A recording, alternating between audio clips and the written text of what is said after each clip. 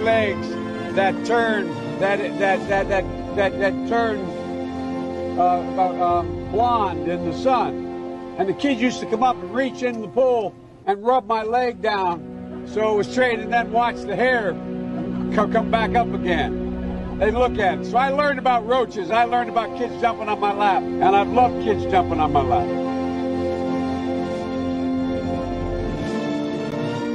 Throughout history,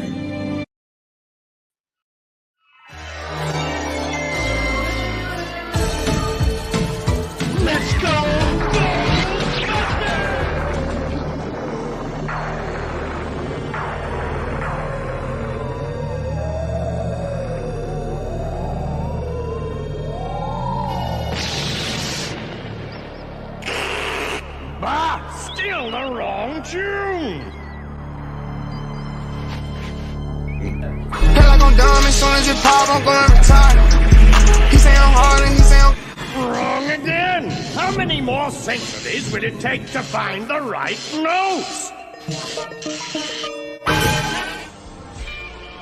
Get the plug on the phone.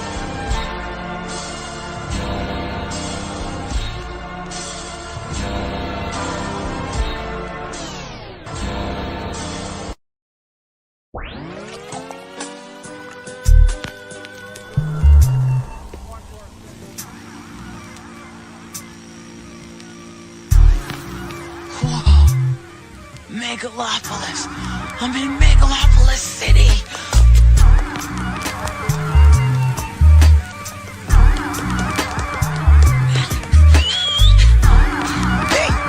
Here.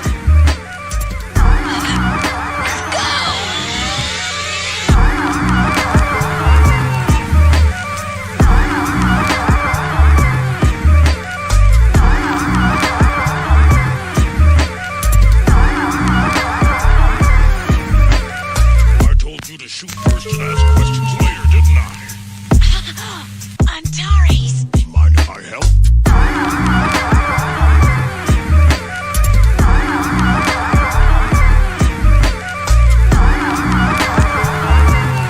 Come on, you fuckers think that just because a guy reads comics he can't start some shit? I'll fucking take all you.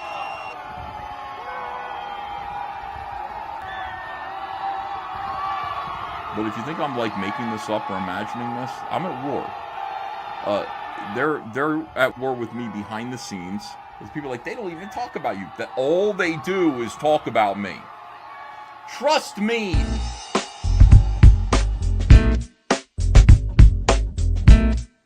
Trust me. All they do is talk about me. You want to know why like everybody is so quiet like on these live streams when they're nervous? They're trying not to say the wrong thing. continuous. You're talking about like a condom, mints. and I instead think of condom blue being in mints. there, there's barbecue. Condiment condoms. Condiment condoms. No. Somebody must have thought of that already. Like Dr.Ben says, they're called fixins. So they have Not different condoms. All the fixins. All Dude, the that's one of the reasons fixins. why I love Roy Rogers is all the fixins. Like millions. You think they could have Millions. a cousin fucking convention? Millions of people right now are born of incest. What? Nexus Video says that's hot. It can be. Dr.Ben says not enough. When your hot cousin gets stuck in the dryer. Oh yeah. Yeah. In 1943, the following directive was issued from party headquarters to all communists in the United States. It read, "When certain obstructionists become too irritating, label them after suitable build-ups as fascist or Nazi or anti-Semitic, and use the prestige of anti-fascist and tolerance organizations to discredit them. In the public mind, constantly associate those who oppose us with those names which already have a bad smell. The association will, after enough repetition, become fact in the public mind." Thank you, Dr. Ben. Beautiful at any weight, and he's a doctor. Thanks a lot. And hello, Dr. Ben, and I'll shut up now. Thanks a lot, guys. Wonderful. No, sir, I don't think I have any use for rubber. Alpha core number 1. But I'll tell you what, though. Do you have any rubber Chuck Dixon protectors. Call the police. You could not come back around me, you turned your back on me, I cannot forget. The police was lying, they said that they caught you, but nigga, they made you admit. Your name was fine, you put in that work, they took your stick, you a bitch. Fuck my ops, they be on my dick, they all be mad, we rich. Turn up. Under 25, living like a boss, lying around with a chauffeur. I don't sell drugs, still be paranoid, keep looking over my shoulder. Niggas lying like I'm stealing swag, but it's my shit like I wrote it. These rappers really nice as hell, I'm a different nigga when I'm pissed off. Many say he gon' press up on who? I'ma get to steal like I'm Chris Paul. Back-to-back Suburbans, I'm a big dog. I was in the slum serving fentanyl. Zombie land junkies having withdrawals. I've been getting to a lot of missed calls. Turn it off, what the fuck is he talking about? I should slap you for saying he hot as me. I don't know who could fuck with me, honestly. They know I'm the man, so they watching me. Different color bands like Monopoly. Man, he must not be using his hair. If he thinking I don't keep a Glock with me.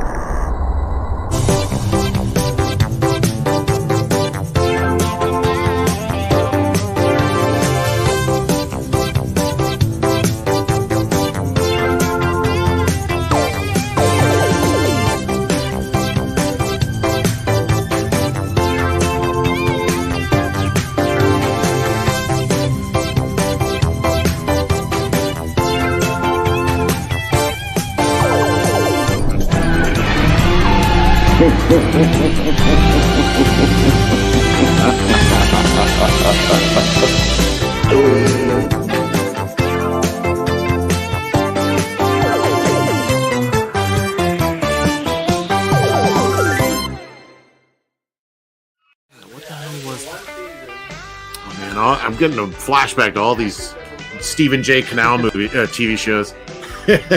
Riptide! Thank you, Dr. Ben. Yeah!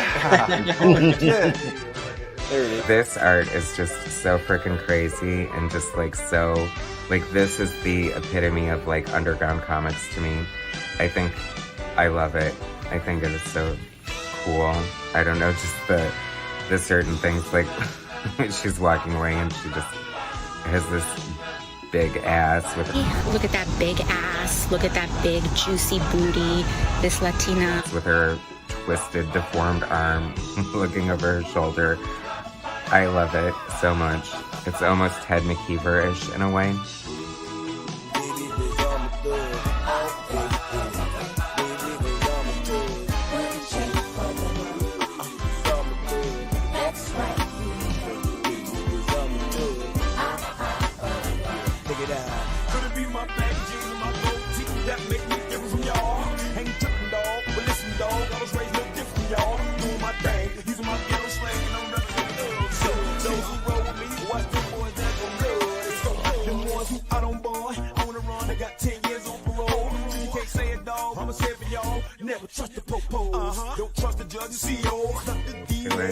I don't know, it's like Beavis and Butthead on meth. How do you like that? I don't know, but it's so cool. Like there's just something very compelling and just, I love his stuff. I'm a fan. Great storyteller, just totally, as I've said before, the epitome of like underground indie comics. Right there, Dr. Ben Anthony. Such great, you know, color choices and just, I don't know, I'm with it. Inimitable, I love it. I love the color scheme you chose here, and this looks so good. Good job, Dr. Ben. Love it. For you 90s stoners out there. This just felt... Yeah, this stuff I really like too. I love underground stuff, and this side of the book had tried to bring a lot of that feel into it, and I really appreciate it. Wow. Yeah, that's Dr. Ben again, man. He had been away from comics for a long time, and now he's back. He's got these crazy colors. Yes, I like. Really great work. And some of it's like meta too, you know, it's got talking about Brubaker, Sean Phillips. This is like, he is in this. He's the guy with the chops and the bald head there in the top right. So like, you know, that's the Broob. Yeah. His hat. Yeah. Does Broob know about this? He would love this. I don't know. You can get $500 for the original art if that's on Bristol board out of Brubaker. Dr. Ben is just yelling, "You're wrong," at caps. All right, but here's my larger point.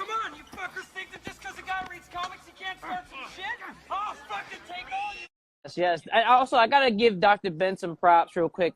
Thick Comics, because when he wrote to me, I think sometime last year about because I write comic reviews and stuff like that in between everything, and like he hit me up, was like, you should do something like do like a interview thing, or like I don't know, join the Comics Journal or something, right? And I kind of just took those words to heart and just kept going for it. So Tony, I'll be interviewing you very soon down the road. Yeah. Well, me and the Lord, we got an understanding. We're on a mission from God.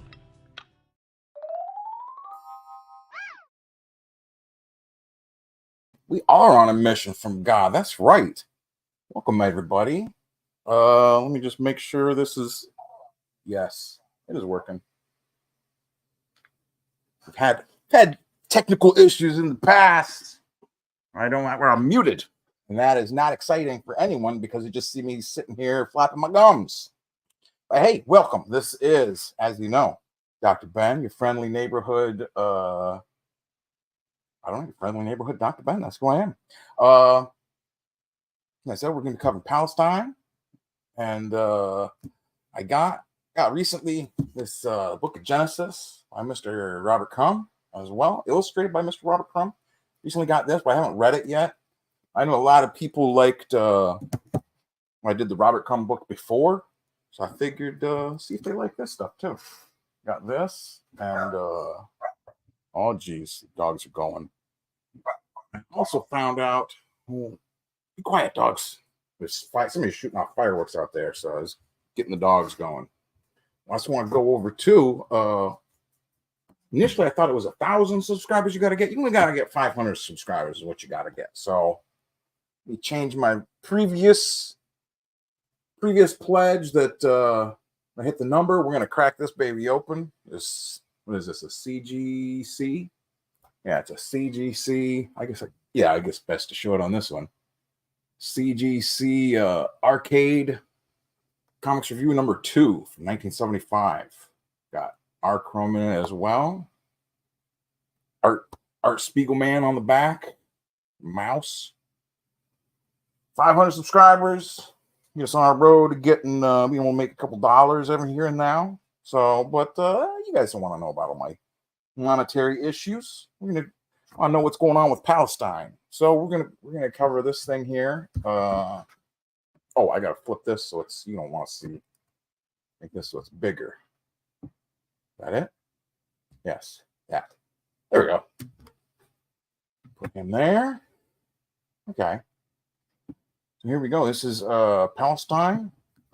Like I said, Joe Sacco, the landmark work of comics journalism from the creator of Safe Area Gorazdi, finally complete in one volume. Also, my copy here looks like it maybe went through the battlefield, perhaps. It is like very, very battered. I think I got this for $2. So I didn't put a link. I didn't put a link for anyone to buy this because it's probably pretty easy to find. I know Fantagraphics was doing a new edition and whatnot. Anyways, let's look at the back. I think it might have been in a library is what it was because they've taped up the back of that and whatnot. It says below, initially it was a 9-issue series, won the 1996 American Book Award, was a major success in its original 2-volume collection. Palestine has now finally been released in a new 1-volume format with a new foreword by Edward W. Said. So, that's what I wanted to get in here. Trying to understand, we look at comics. I love comics for one, as you know. I love all kinds of comics. I love superhero comics. I love the newspaper strips. I love slice of life, auto-bio comics. And this, which of course is comics journalism, right? This is a true story. It is Joe Sacco, a cartoonist, went over to the Middle East, to Palestine. He traveled around there. I'm not sure if it says exactly how long he spent. I may have missed that at some point. But and this is the beginning, so we're gonna skip over this forward or whatever. But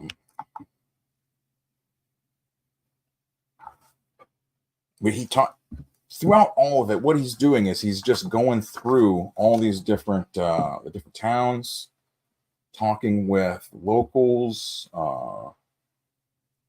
just trying to get their perspective, to get their stories, right? And I put in like numerous notes where I found something like noteworthy that I liked or something that stuck out. It starts out in Cairo, Egypt, of course.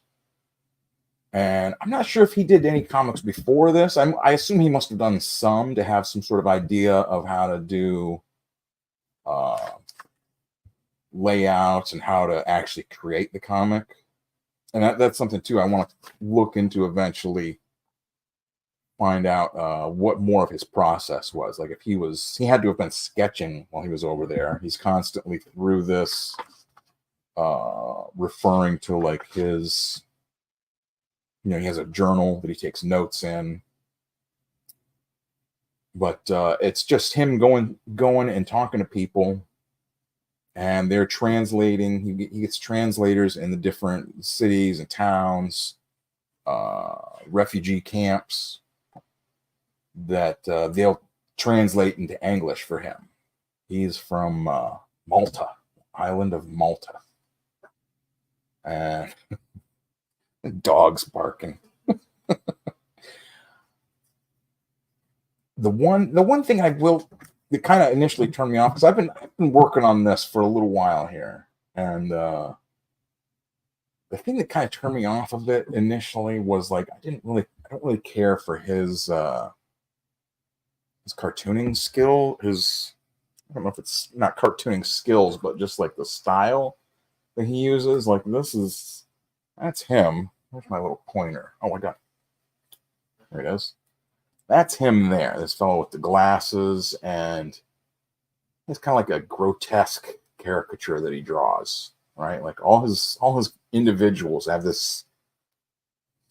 similar look to them, right? He's got a very distinctive style, and I guess really for this work, you don't really want to, you're not really trying to portray it as a, they're in the middle of what would you call it? War, occupation, a constant back and forth between the Israelis and the Palestinians. So I mean, he's not really trying to glorify the violence or whatever. So like I guess you can't really expect to have. I don't know. It just some of the aspects of, like I said, his cartooning, his caricatures are sort of, like I said, that's like sort of just a grotesque imagery to them. Almost veers onto like edge of being like I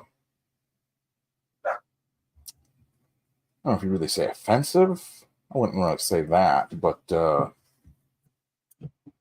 at the same time, he does realistic images. This is a tank. The thumbnail image for this is go to that real quick. So I found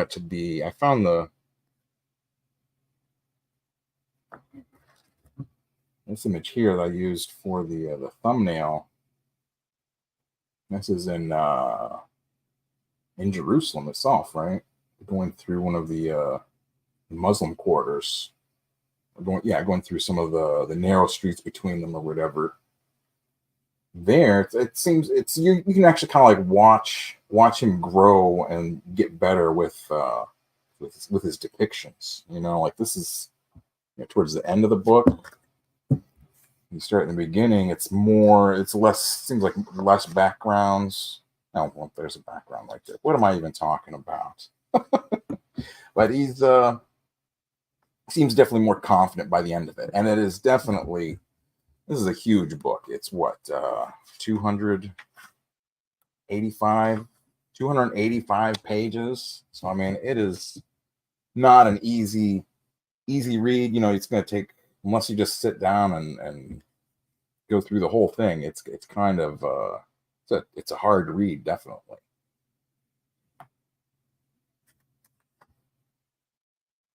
And also he talks about he talks about how that the greeting, salam alaikum, means peace be with you, and he has to respond alaikum as salam, and peace be with you.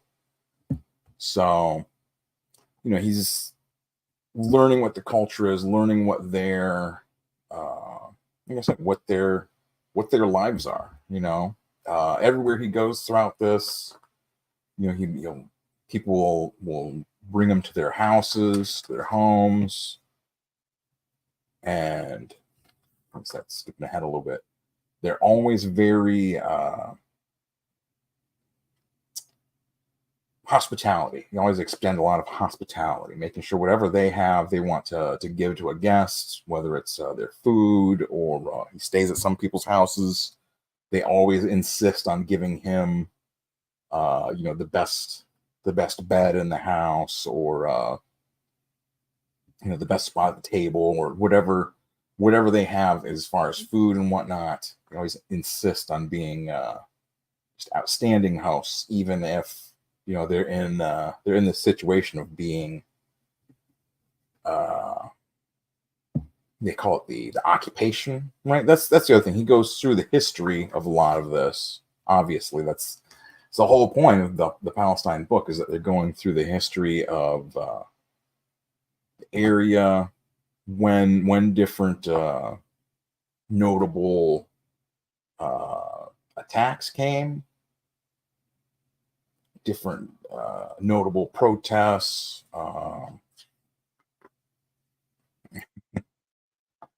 And he also discusses a lot about the different factions, right? Like in the beginning here, he's talking about the Palestine Liberation Front.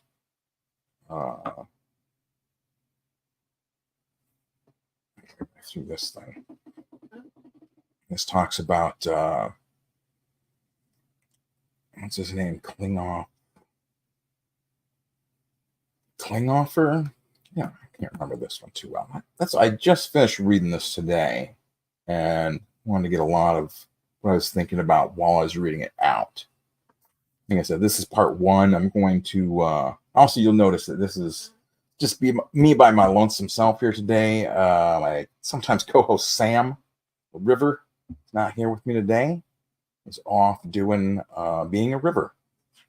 But my plan is that he's going to borrow this and read through it and give me, and then we're going to talk about his perspective on it in a separate, you know, and then in another part, maybe not like the next episode we do, but you know what I mean, like it's an ongoing review. And I think that'll give us this is another aspect, like sometimes his like you call it like forced perspective is kind of I don't know, I didn't find appealing, you know, like it's. So that was one of my problems, is getting through the art, and there's a lot. You guys know I don't like a lot of words in a comic. But that's the majority of this, is that it's words, you know. And they all, you know, while he's over there, this isn't like he thought about to do this afterwards, but you know, he's telling them that he's going to make a story, a comic about it. He's going to write about them.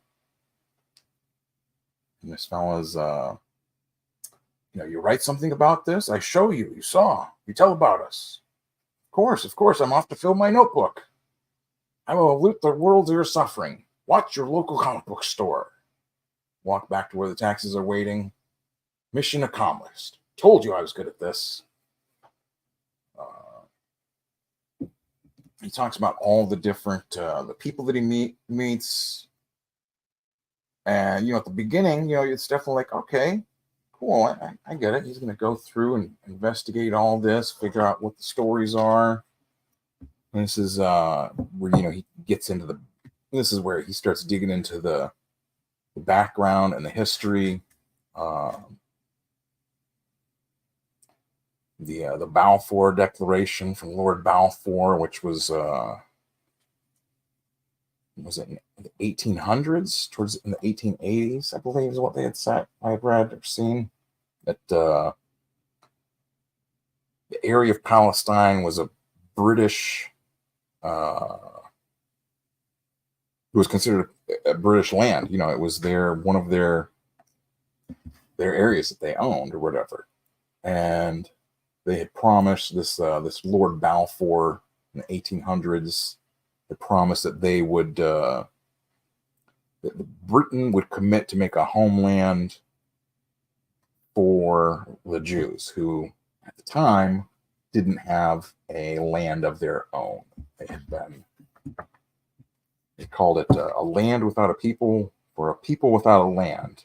And I don't know if this goes.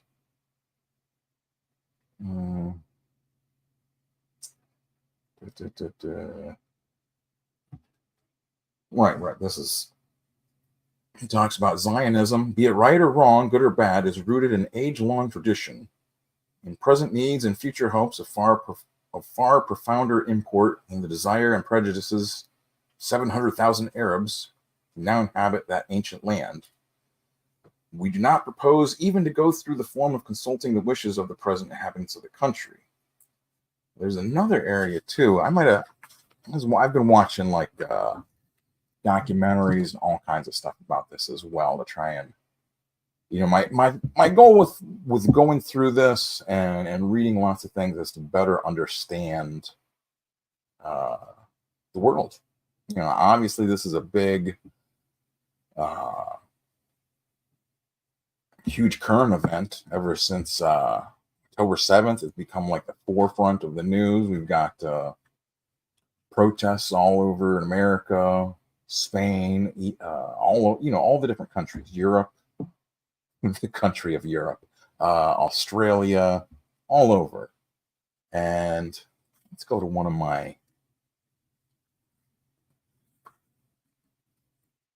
But so that, you know, that's what he's doing here. So he's kind of giving you the idea of what, and this is, you got to remember too, this is back in, it's 92 is when he's there, 92 and 93, because the number,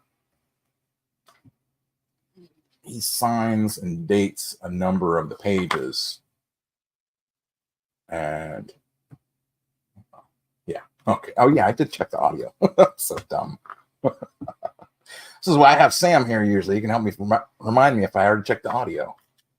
Where's my first chapter 3?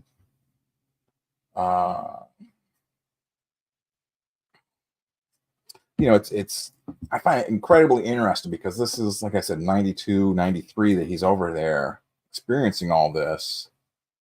And all of these are still the same thing that they're fighting about now. Maybe not the exact same, but the settlements, the people moving into areas that did have Palestinians, they kick them out, they take their land, etc.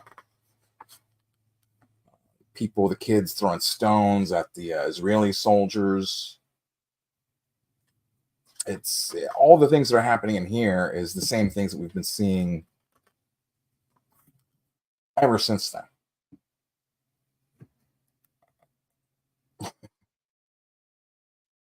This is him. All this was apparently still in Jerusalem, the city of Jerusalem.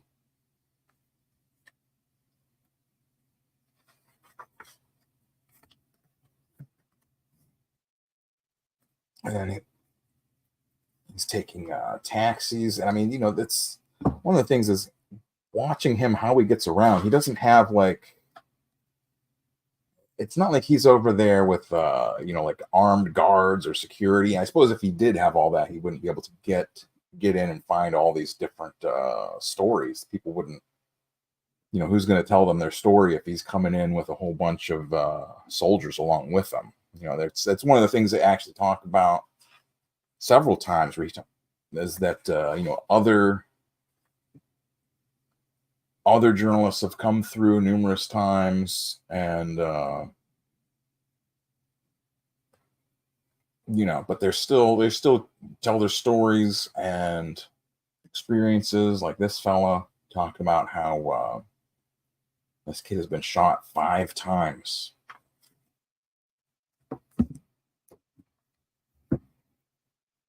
Under his hairline, a neat scar, for instance, a plastic bullet. Someone else rolls his sleeves up. See that? Live ammo, wounds. You want to see more? And that's one of the things that I found odd. Maybe it's just, you know, I've never been in like a active war zone or place, you know, where there's soldiers on the streets, violent protesters or you know, I've been at different protests and whatnot, but all the different photographers and himself as well are all they make a deal of, you know, they're trying to get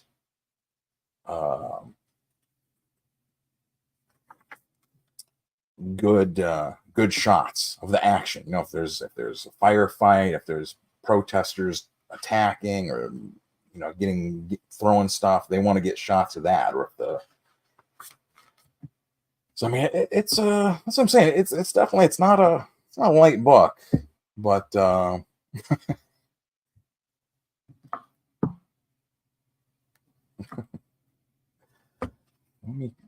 just gonna pull it. Oh yeah, this is where I think this is what initially I had got to here. This is like 40 pages in, and I was like, wait a second, look at all these words, just words, not that. Flip the page and a whole nother page of just words, and I'm like, oh my gosh, I can't. Is this going to be the whole book? So many words, you know, like, but I read all of them. And, you know, one of the things that I kept thinking is everyone being truthful? Are people exaggerating things? It's hard to think that everyone would exaggerate things. Even more words, but look at how many words there are. So many words. He talks about them watching Delta Force with Chuck Norris and Lee Marvin. That's all. How can you be against the Palestinians if they're watching Chuck Norris movies? You know what I'm saying? Like, it kind of humanizes them. I think that's really like the whole point of a lot of this is to show, you know, this whole other culture, this whole other world, separate from, you know, this was published by Fantagraphics. You know, Fantagraphics is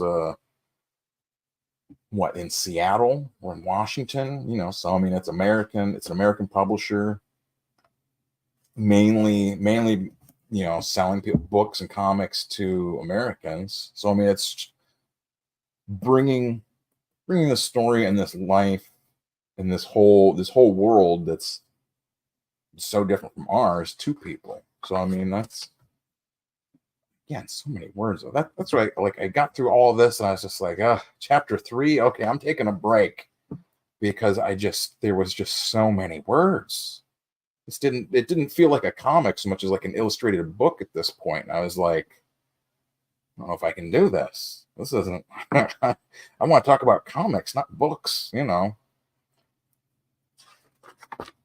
But he gets back into doing comic stuff, you know, panels, graphic storytelling.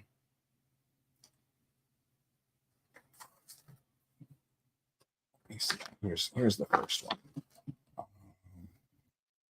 Okay, so this is what I was talking about earlier a little bit too. Excuse me.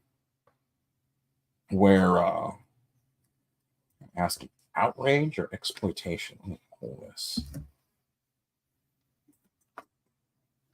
There we go. He's talking to a photographer, Selah, right? He's like, sure, we shared a taxi from Ramallah once. He's Palestinian, a photographer, an international wire service. I just got here. You get pictures? People getting hit? And this is Joe. I got this picture of police dragging a woman, but it's a lousy camera. Never mind. If it's a good picture, we'll buy it from you. He calls his office, and they want to see my pics.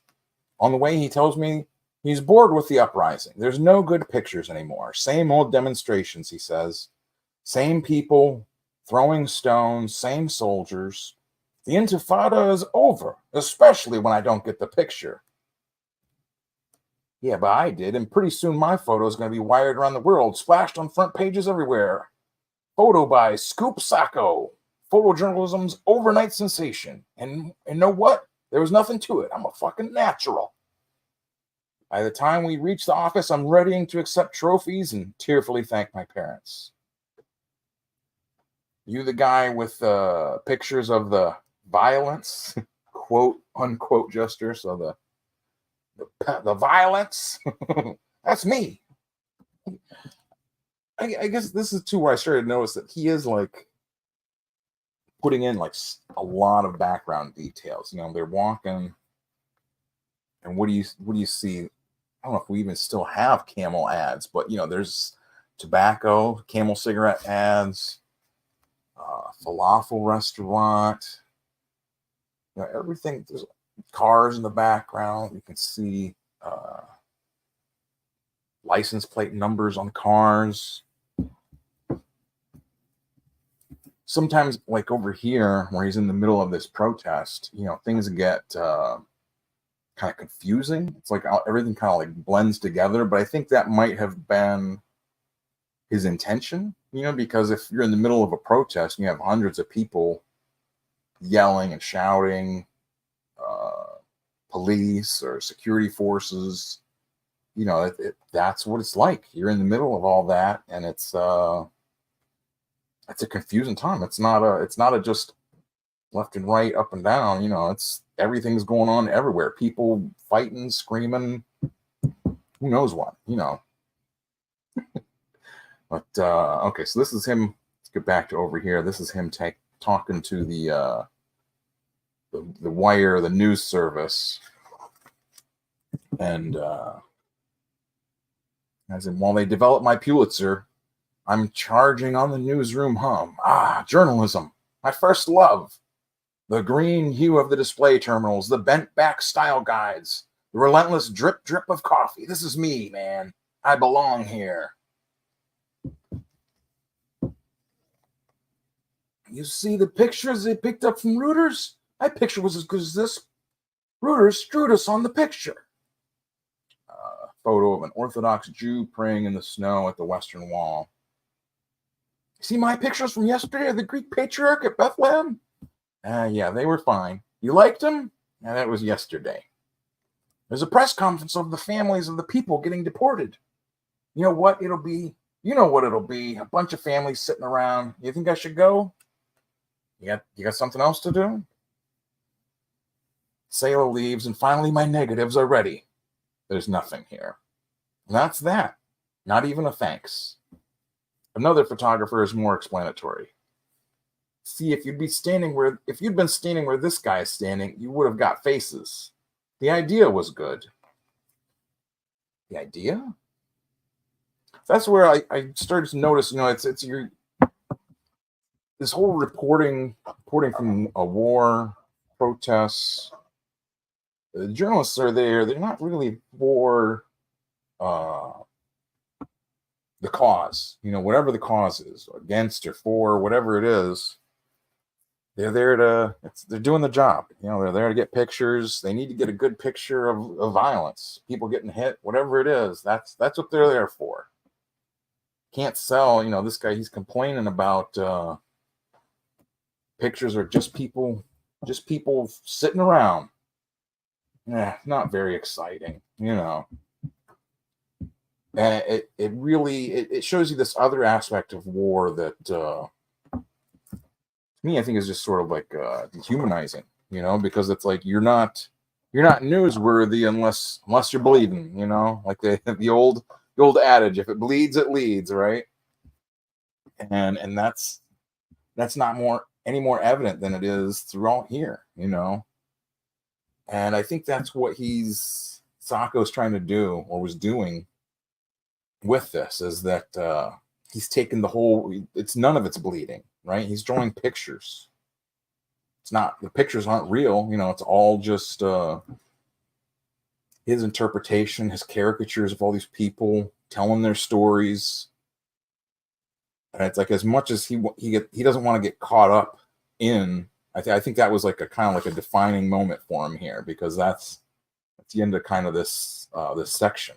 Next is him talking to a family where their trees, the trees that they had planted, their generations of families growing these olive trees were destroyed. Like taking that show the different side of war. That are you going to have? If you go and take pictures of trees for the for rooters or for the AP or whatever, is that going to sell? Probably not.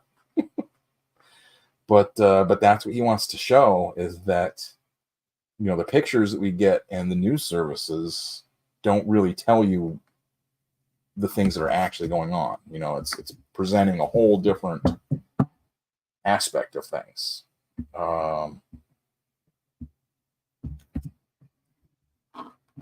This, he's talking the following day in the afternoon. The soldiers returned and cut down the olive trees of my neighbor's trees along the street. Next day, they came back and cut my 6 olive trees. There's the soldier asking, "Why are you crying?" "Because you're cutting my trees." That's nothing. Altogether, they cut down 70 olive trees, the trees of 13 families.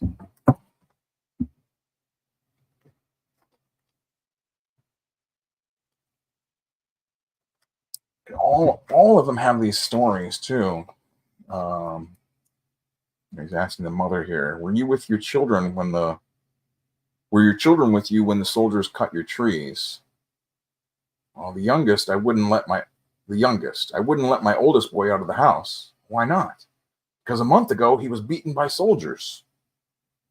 "It happened at nighttime. A settler came to the door with a pistol saying my boy had thrown stones at his car. A jeep arrived, the soldiers exploded a sound bomb and came to the house. They asked if my boy had thrown stones, and they beat him here in the living room. Then they asked the settler, and he said it wasn't my boy. Maybe because I was crying, or he felt sorry or embarrassed." So that's, all of them have these stories of beaten by the Israelis, being but there's also, I don't know if we'll get to this today or not, but throwing the stones is a constant. The children are always doing this, an act of rebellion, even though they recognize it doesn't really have an effect. Ultimately, it just makes people angry, basically. But that's what they do, This is the father here of this family. Her father walks in and learns we've been talking about olive trees. Olive trees are our main source of living. We use the oil for our food, and we buy our clothes with the oil we sell. A good Roman tree can produce 20 to 30 liters in a year. Here we have nothing else but the trees. The Israelis don't give people from our village permits to work in Israel. In order to go into the Israeli side, they have to get work permits.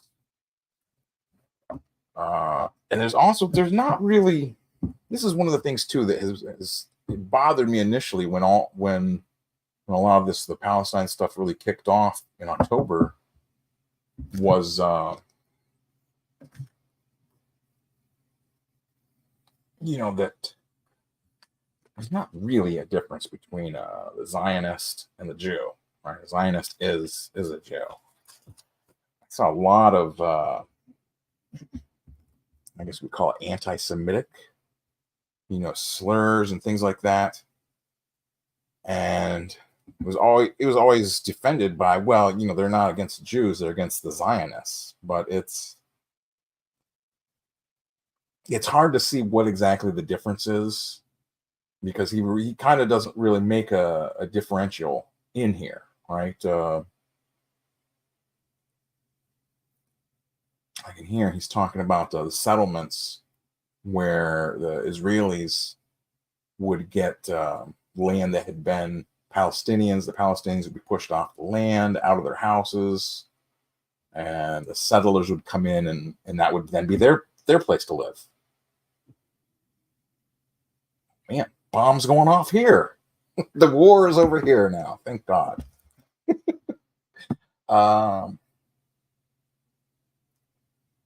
Also, this is see, this is another thing I find interesting. Like I said, this is from '92 when he's over there, right? And this is speaking of the settlements. Sammy drives us to the village outskirts. Scores of acres of farmland and pasture we're looking at. Again, just drops in the bucket. Israel has expropriated 2/3 of the West Bank for its own use, including the settlement of Jews. I'm not counting a next greater Jerusalem, but like Prime Minister Shamir says, if we establish a settlement here or expand a settlement there, this is only natural. We are operating according to the understanding that the land belongs to us. And with that understanding in mind, the World Zionist Organization's Master Plan 2010 points out, I'm trying to get in closer on that, points out that only 5% of the West Bank is problematic for settlement. Again, the one thing I didn't, it's a good picture. I love this, but so much of this area is covered up. And I'm not sure if he was under like constraints of like how many pages he could use. I'm not sure. You know what I'm saying? And those are things like, I don't know if I can go through and pick out all these little details and questions and interviews with him or not. Who knows? But anyways, we'll read this. I suppose what makes it problematic is that hundreds of thousands of Palestinians still live here in the countryside, though they're mostly confined within village boundaries set under British rule in 1942.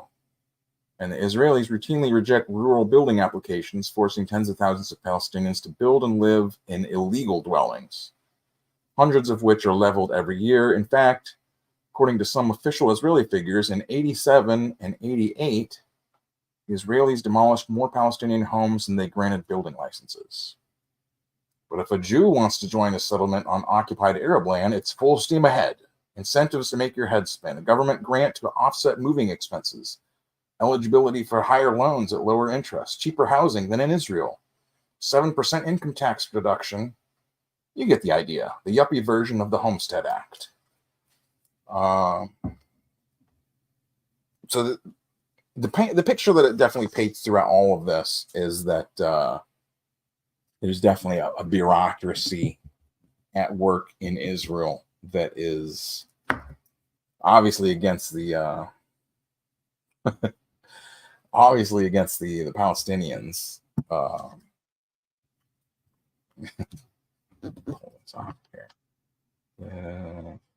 Yeah, I tell you, I've gotten all kinds of these little sticky notes here. I've never really had a use for them. I started doing this. Shout out to the homies, Jim Rugg and Ed Piskor. You know, that's where I initially saw it. Was I'd see them and they'd go through comics. They'd have little sticky notes. Rest in peace, Ed. They have little sticky notes for whatever they were talking about.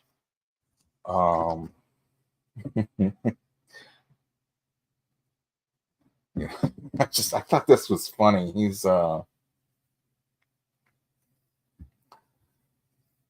group of cars drove down the main street honking horns. First car stopped and two settlers got out with guns and fired 4 times in the air. The settlers, of course, the Israelis or Jewish settlers. Get out of your houses, dogs! And they yelled bad words about prostitutes, sex words in Arabic and Hebrew. There were nearly 20 cars and maybe 40 settlers, both sexes. I heard a child calling for his father in Hebrew. So, you know, it's like they're kind of, it seems like the Israeli government is portrayed in here. Well, it definitely is portrayed in here that they are trying to cause more division. But at the same point, he'll talk about Palestinians are also throwing rocks. Here's the settlers throwing rocks at the Palestinians. So that's the problem I see, is that trying to find a solution for any of this or for all of this is not in any way easy. Obviously, there hasn't been a solution that's been reached at this point. This was 30 years ago. But I don't know how often, if people go through this and are, I'm not sure. You know what I mean? Like, I don't know how you would even find a solution for this. You know, the people go back and forth with the one-state solution, the two-state solution, the BDS movements, which is not, BDS movement is not, you know, bondage, domination, and sadomasochism. It's boycott, divest, and sanction. They do that. They boycott Israel products from Israel, or they divest is, you know, taking your investments out of Israeli companies, stock companies or whatnot. Sanction is, of course, putting sanctions on exports and imports or whatever to Israel. And I'm not, the thing too is I'm not trying to take a side in any of this. You know, I don't, well,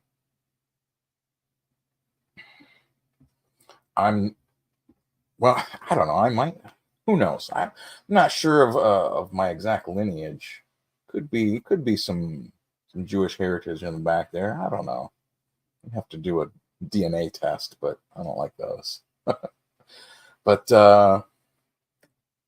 you know, I'm a cartoonist, a journalist myself. I've worked for different things, written different, covered different events. And that's, you know, with journalism, the idea is to try and present an objective viewpoint, because if you just present things from one side, it's just being subjective. You're not really showing what the whole picture is. But you need this too, you know, this is definitely subjective. He's in the midst of the Palestinians. They're all, you know, like we said, like talking about their different experiences, relatives being killed, shot, tortured, going into the jail.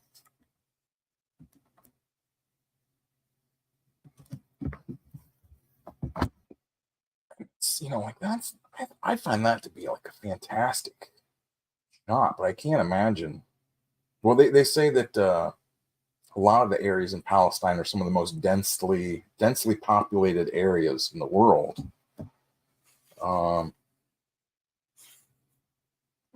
have to imagine that's really gives you an idea. Like, you looking at that, it makes me feel, I don't know if that's like claustrophobic. What is that when you're surrounded by people? Maybe agoraphobic? I'm not sure. Where you see so many people around you, it's just too many. Fear of a crowd, or, you know, you don't like to be in a crowd. That's exactly what I think it is over there. You know, you see images, videos of nowadays of people over there, and that's how it always seems, that there's just tons of people just everywhere. Okay, let's go up. I'm just going to skip ahead. This is up to page 88. We have here something about,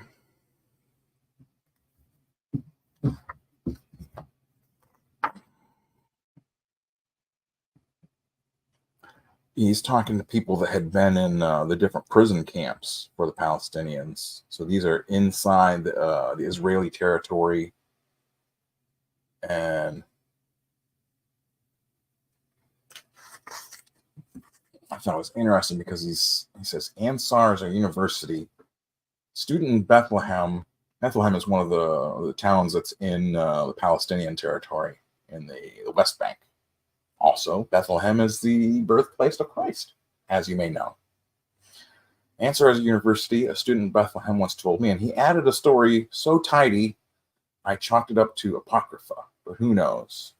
A Birzeit university professor was sent to Ansar 3. Oh, Ansar is the name of the prison camps. Ansar 2, Ansar 3.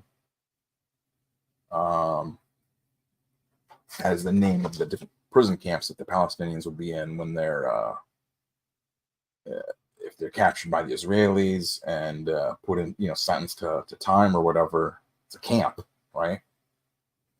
So Ansar is our university. They learn, they get put into the camp, and they teach each other in there. So a student in Bethlehem once told me that a Bayezid University professor was sent to Ansar 3 and found himself in the same tent as some of his students. So he continued his course and even administered an exam.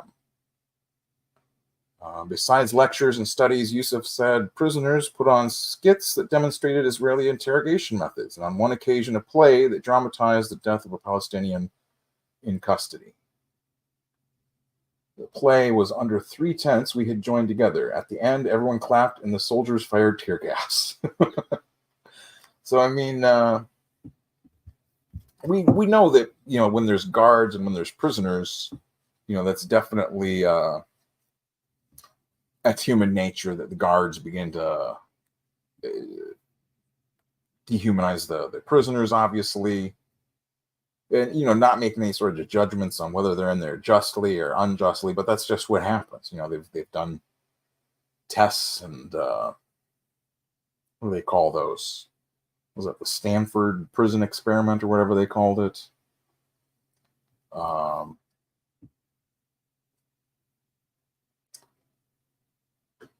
This is the other thing he talks about, is that inside the prison tents, prison camps, that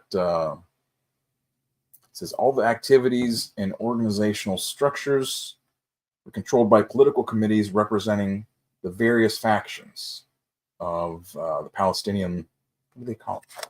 I can never remember what the heck that is. The Palestinian Liberation?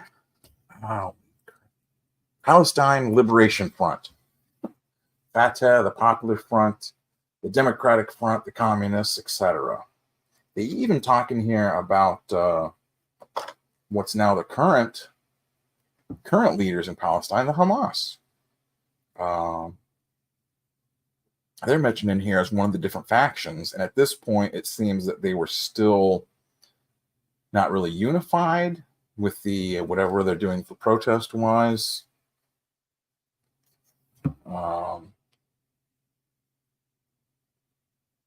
The extent of solidarity, prisoner solidarity, despite diverse political views, is well demonstrated by an event that took place early in the history of Ansar 3.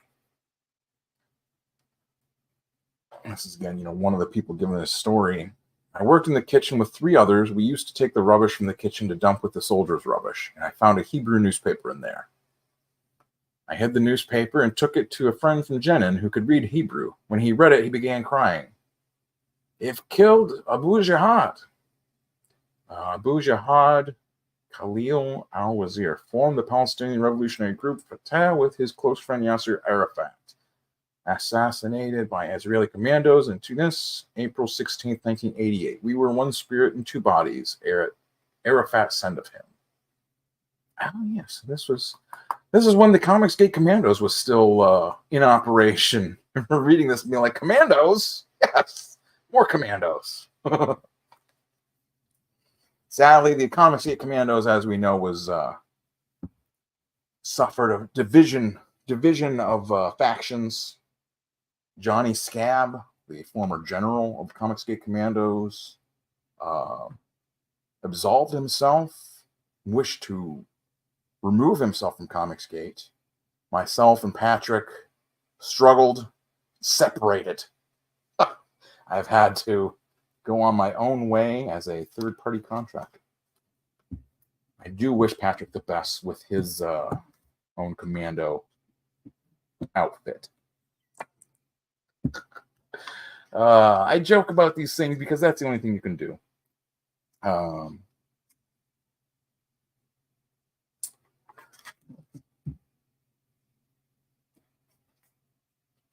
don't, it's just page after page of him going and talking with people, getting their stories.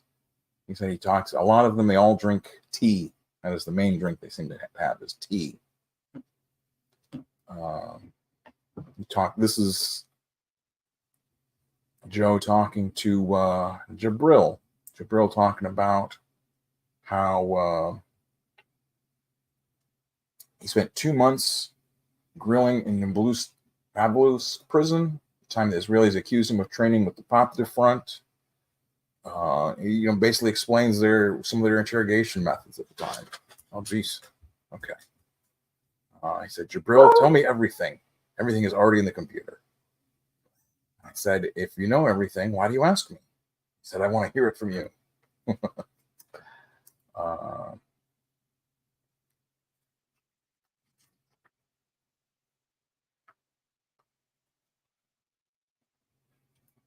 Has he ever been interrogated? In the middle of Jabril's story, Abu Akram speaks up. Has he ever been interrogated? Sure, he says. Beaten? He looks at me like, are you being serious? How were you beaten? Can you describe it? He says beaten. Don't I understand beaten? They go through lots of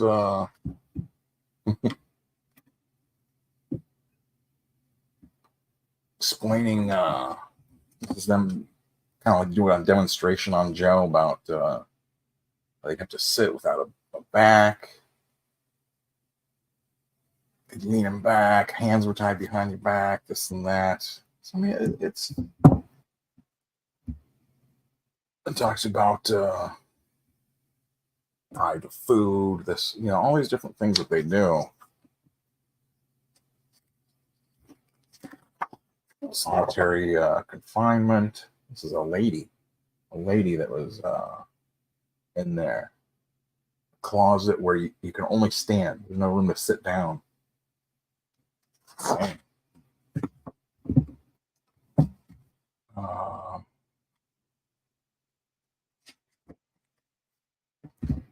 These are some of my notes I was writing. Ramallah. Oh, okay. This is the same thing that I talked about earlier. How talks about he's going to Ramallah. Ramallah, that's where the action is. 15 minutes from Jerusalem. In 15 minutes, I'm there, spending consecutive Saturday mornings, waiting for something else to happen. Something dicier. A comic needs some bang bang, and I'm praying Ramallah will deliver.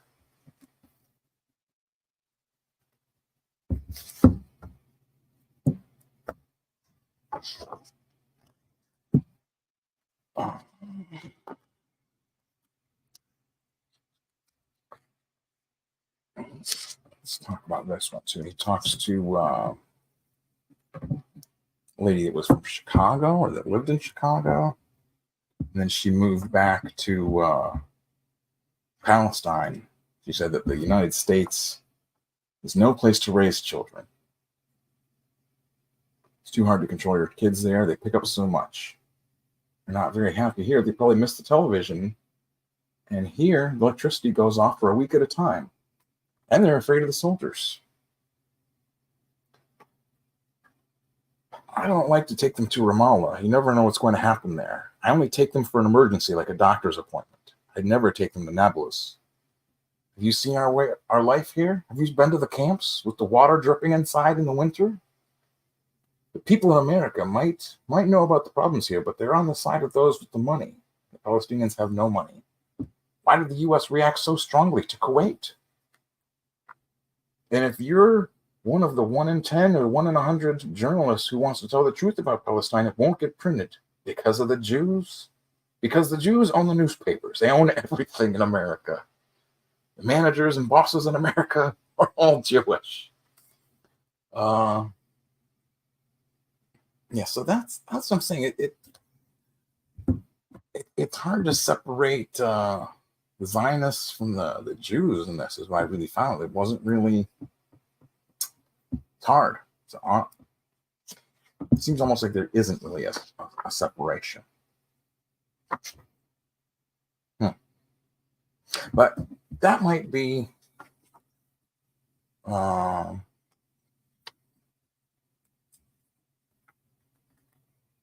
might be. This is up to page 127, so this might be a good spot to stop even. I think the chicken delivery has come actually, and I don't want to have cold chicken. I need to have hot chicken to keep me moving. So yeah, so that's what this will be part one. We'll just say that. Maybe I might finish the rest of it tomorrow. We'll see. Like I said, it's a lot. If you've been here through all this, it's congratulations. It's an hour. I don't want to make all of it, do the whole book at one sitting, because like I said, it's 285, 75, whatever, how many pages. He lives is what I can tell you. He makes it out alive.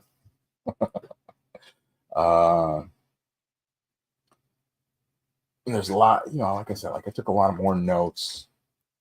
I don't want to overwhelm people. So that's, like I said, I'm not trying to pick a side or say that the Palestinians are right, the Israelis are right, these ones are wrong, those ones are wrong.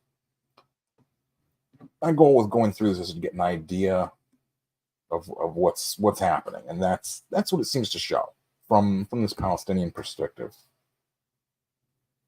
The other things I want to find, there has to be like a counterpart.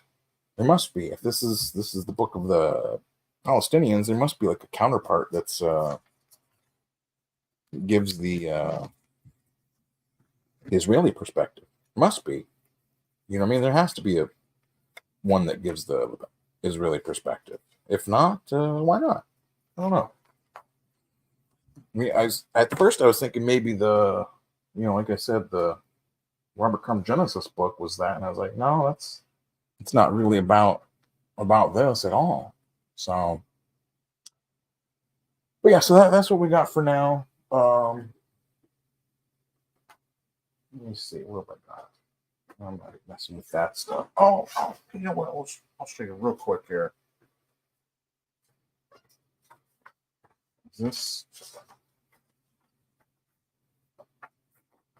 I'm working out sketches of just getting some of my own true crime characters. This is one of them. A girl. Let me pull up some of these other ones.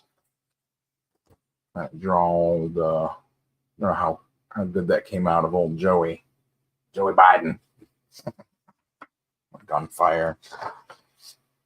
Picture of old Sam there.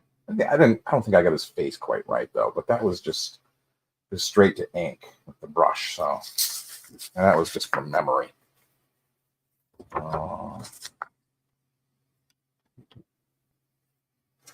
Ace. Oh, there we go. That's what you might as well get kicked out of that. It's young character in the comic I'm working on. We'll find all of it. Comic I'm doing is gonna be like a true crime sort of comic that's gonna be gonna release it online. But I'm not gonna be. I might use like the webtoons or something like that, but mainly I'm gonna use like Twitter. Just release a couple panels at a time. I want to do it fairly often, but just almost like every other day, a few panels from the story.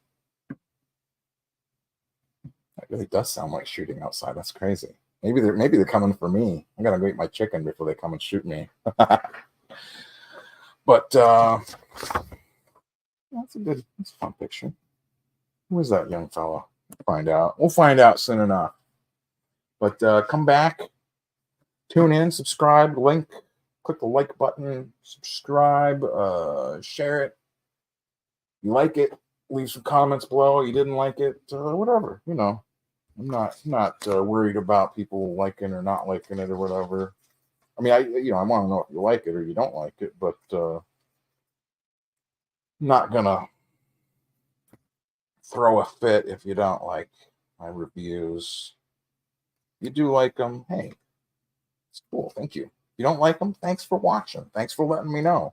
If you don't like it, tell me what you don't like, and see if we can fix it for you. Right? I'm trying to make sure we get the good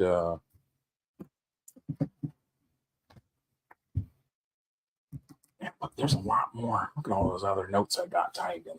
I ran out of blue papers. I had to start using the yellow ones. But yeah, you got any suggestions, requests? Got a request to cover comic the other day. A fellow gave me a comic, asked me to cover it on the show. Yeah, and maybe I'll do that tomorrow. That's what I'm saying. We might need to like do these Palestine ones a little bit slower, let people marinate a little while. Oh, there we go. Okay. Well, that's all for now, folks. Hope you liked it. Come back again, like I said. You know, every time I try to do the show, we try to bring in something new. Come on. What? Man, new shit has come to light, guys. Come on, you know. But yeah, so that's what we had for now. We'll come back and we'll continue to cover Palestine. Maybe we'll see. I don't know if Joe Sacco is somebody that does interviews. Oh, that's the other thing. Maybe that's what I should do. Is we should we'll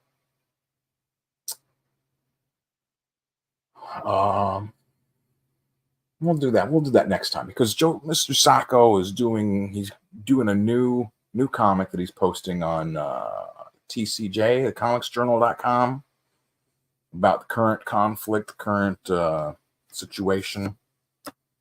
But he's not over there. He seems to be over here somewhere. I don't know. But we'll go over that at 2. Once we get through this, we'll go over his new thing. Go check it out though. I'll put a link to it in the comments. And yeah, that's what we got for now. I'll just play us out with the old Devilment Twins. A double pleasure's waiting for you. A double pleasure from Doublemint Gum. A double great feeling, making you realize Doublemint's the one for you. Double fresh, double smooth.